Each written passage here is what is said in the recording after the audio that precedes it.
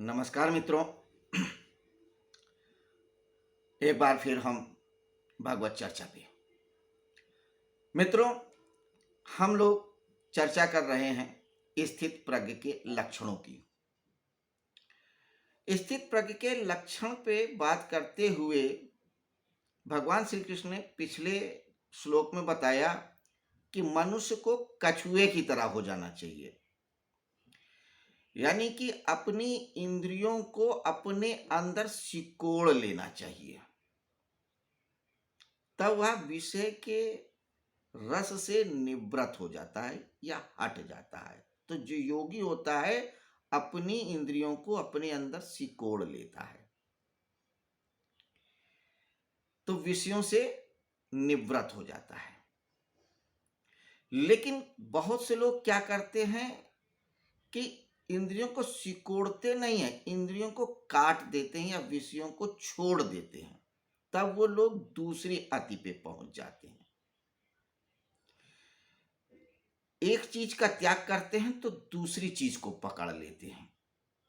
ये मन की प्रवृत्ति है। मन कभी मध्य में नहीं रहना चाहता, वो अति में रहना चाहता है, दोलन करता रहता है, गतिशील रहता है। अगर अभी दाएं तरफ है तो फिर वो बाएं तरफ जाने की ऊर्जा इकट्ठा करता है। मन यही करता है और हम लोग भी यही करते हैं। अगर एक व्यक्ति है, उसको एक एडिक्शन है चाय पीने का और बहुत परेशान है कि हमें चाय छोड़ देनी है, चाय छोड़ देनी है, तो वो क्या करता है कि चाय को छोड़ देता है, लेकिन फिर कॉफी पीने लगता है। फिर कॉफी से उब जाता है तो टॉफी या चॉकलेट खाने लगता है। तो वो दूसरी चीज को पकड़ लेता है। एक चीज को छोड़ता है, दूसरी चीज को पकड़ लेता है। अगर विषय में भोग में बहुत ज्यादा लगा है तो विराग में लग जाएगा, अति में लग जाएगा। अगर आज भोजन बहुत कर रहा है तो हो सकता है कल को बिल्कुल छोड़ दे, इतना छोड़ दे कि जीवन यापन भी मुश्किल हो जाए। ये दूसरे तरीके की अति है। तो भगवान श्री कृष्ण कहते हैं कि ये दोनों अतियां ही सही नहीं है। क्योंकि अगर हम विषयों को इस तरह से छोड़ते हैं कि त्याग कर दें और ना करें, तो भी क्या होगा कि हमें उसमें रस जरूर रहेगा। अगर हमने यह सोच लिया कि हमें आज से कॉफी नहीं पीनी है तो नहीं पिएंगे, लेकिन मन में पिएंगे, क्योंकि रस अभी भी मन में है। एक व्यक्ति शराब पीता है और चाहता है कि हम छोड़ दें। पहली बात तो छोड़ नहीं पाता, दो एक दिन बाद फिर शुरू करता है, और मान लिया छोड़ भी दिया तो भी उसके मन में कहीं ना कहीं एक रस रहता है। तो अगर हम अस्वस्थता या किसी वजह से उस विषय से हम अलग हट जाते हैं तो भी रस नहीं निवृत्त होते। लेकिन जो स्थित प्रज्ञ होता है, जो योगी होता है, उसका उन विषयों से रस भी खत्म हो जाता है, उसके प्रति कोई आकर्षण नहीं होता है। अगर मिला तो ठीक, नहीं मिला तो ठीक। एक छोटी सी कथा से समझें। एक बार एक शिष्य और एक उसका जो गुरु था, दोनों जने जा रहे थे, नदी पार कर रहे थे। नदी में पानी ज्यादा था। पार करने के लिए जब उतर रहे थे तो एक स्त्री मिली। नाव थी नहीं। उसने कहा हमें भी पार करना है, मुझे तैरना नहीं आता है। तो जो युवा सन्यासी होता है वो उस स्त्री को कंधे में लाद लेता है। तो जो उसका गुरु, जो बुजुर्ग रहता है, उसे क्रोध तो बहुत आता है, लेकिन अपने आप को शांत रखता है। और अब तीनों लोग नदी में हिल के पार करते हैं। उस पार जाकर के युवा सन्यासी ने स्त्री को उतारा और फिर स्त्री अपने रास्ते चली गई, दोनों सन्यासी अपने रास्ते।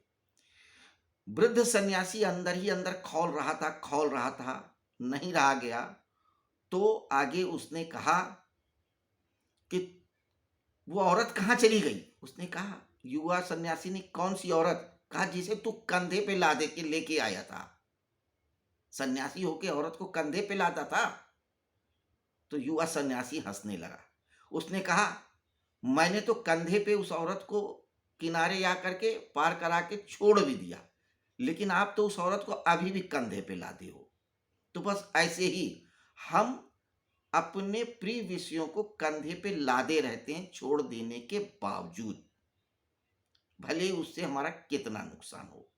तो किसी विषय में राग भी सही नहीं है और अति का विराग भी सही नहीं है, मध्य में होना है।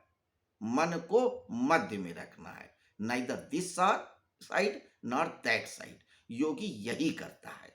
तो जो व्यक्ति अपने विषयों को रस से हटा लेता है या जिसका विषयों से कोई संबंध नहीं रह जाता है, वही योगी है।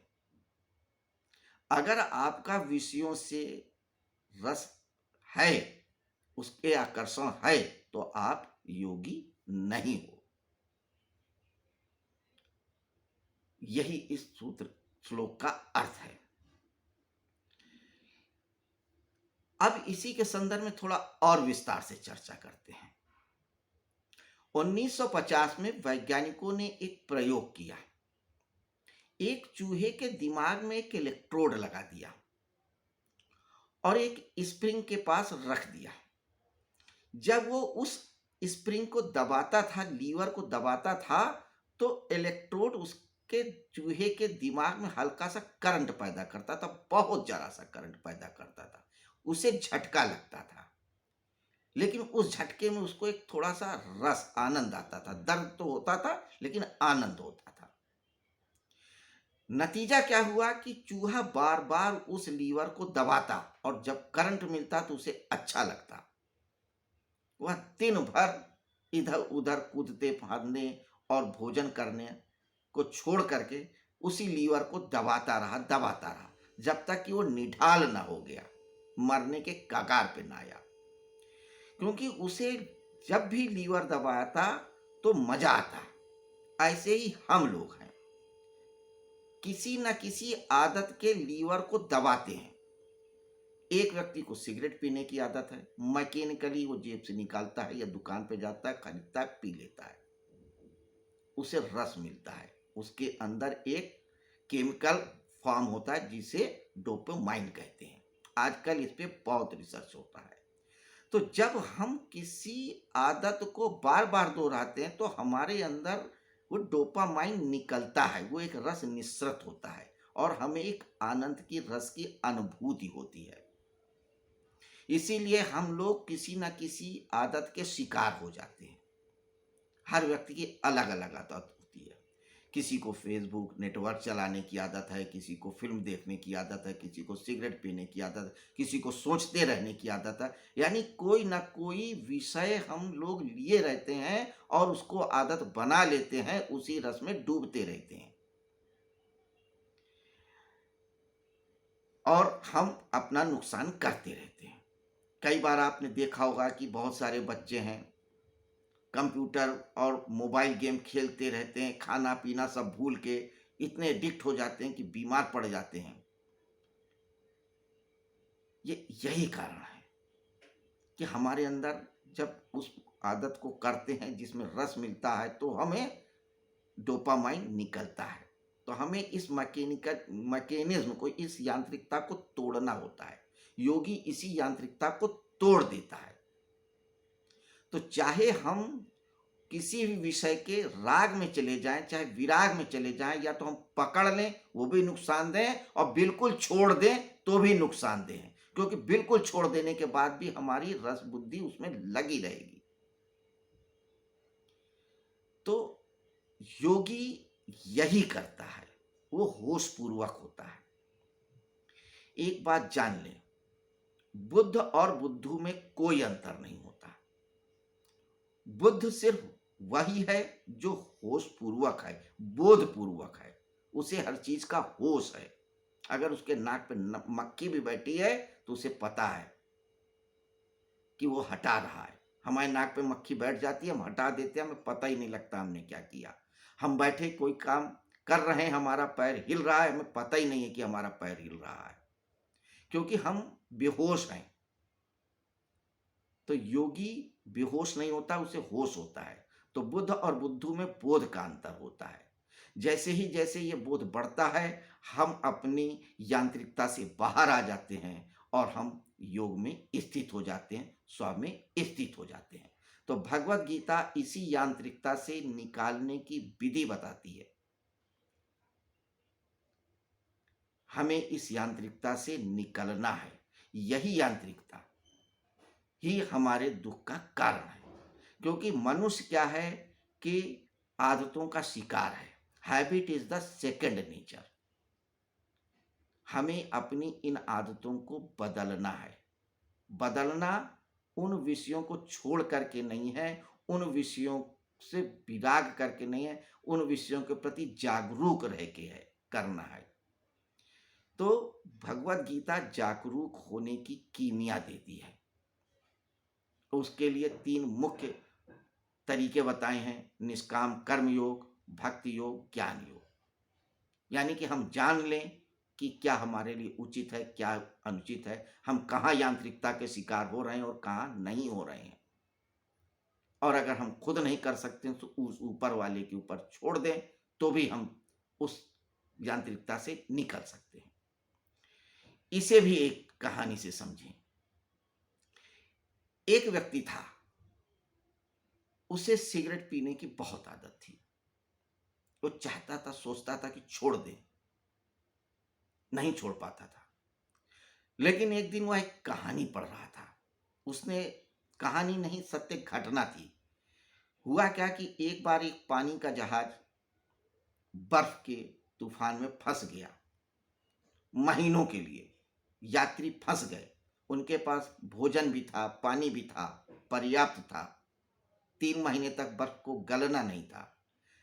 पानी और भोजन के साथ तो समझौता करने को तैयार थे, मगर सिगरेट के साथ नहीं। किसी ने भी सिगरेट पीना कम नहीं किया। कैप्टन कहता रहा कि थोड़ा थोड़ा, कम कम, लेकिन नहीं। सिगरेट खत्म हो गई और नहीं रहा गया तो लोग नाव की रस्सियां काट काट करके पीने लगे। एडिक्ट थे, आदी थे। यह वो व्यक्ति पढ़ रहा था घटना। तो उसने सोचा कि कहीं ऐसा तो नहीं एक दिन मैं भी रस्सी पीने लगूं सिगरेट छोड़ के। आधी सिगरेट जली थी। सोचा मैं तो नहीं कर पाऊंगा, क्या करूं। उसकी नजरें अचानक ऊपर गई आसमान में। उसने कहा, हे ईश्वर, अब तू ही सहायता कर, तू ही मेरी सिगरेट छुड़ा। और बस उसके बाद उसने वो सिगरेट एस्ट्रे पे रख दी। आधी जली हुई, आधी बुझी हुई, उसको वहीं बुझा दिया। और कई सालों तक फिर उसने सिगरेट नहीं पिया। क्योंकि जब भी सिगरेट की तरफ हाथ उठता, ऊपर वाला आगाह कर देता। तो यही भक्ति योग है। या तो तू उसके ऊपर छोड़ दे और या तू होश पूर्वक हो जा।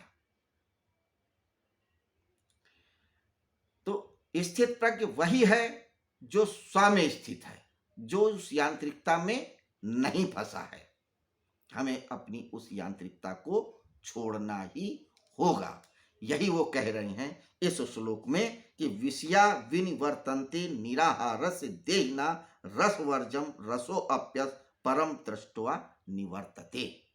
59वें श्लोक में यही कह रहे हैं।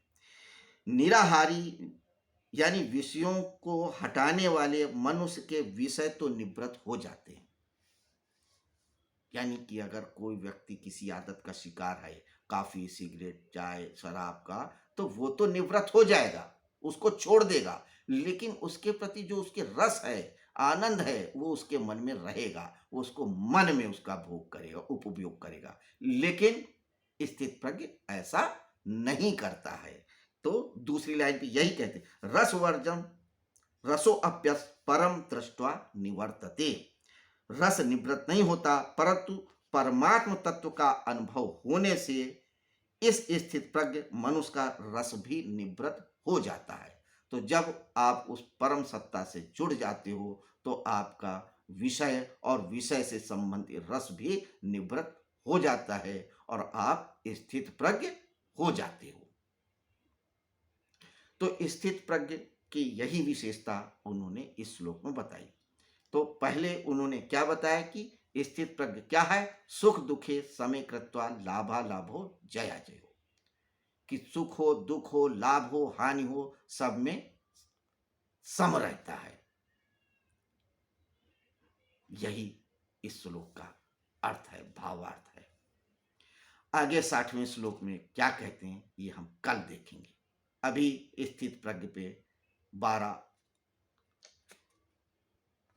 ये और एक और 13 श्लोक अभी और बाकी हैं। इन 13 श्लोकों पे हम चर्चा करेंगे क्रमशः, लेकिन आज के लिए बस इतना ही।